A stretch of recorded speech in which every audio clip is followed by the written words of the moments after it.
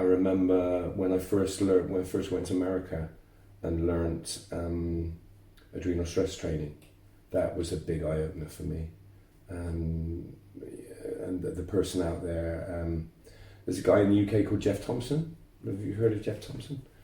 He's a pioneer of UK self protection. Well, he was like he was doorman in the 80s and 90s in Coventry.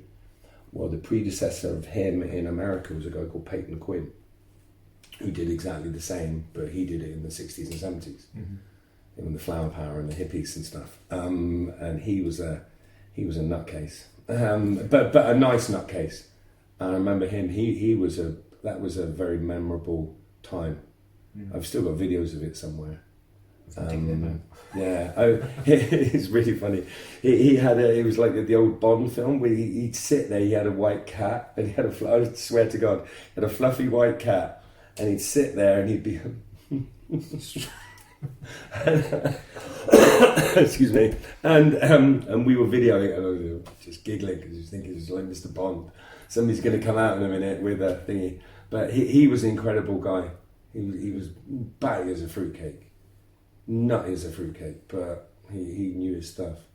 So he is really influenced. But I would say General Choi was probably the number one thing.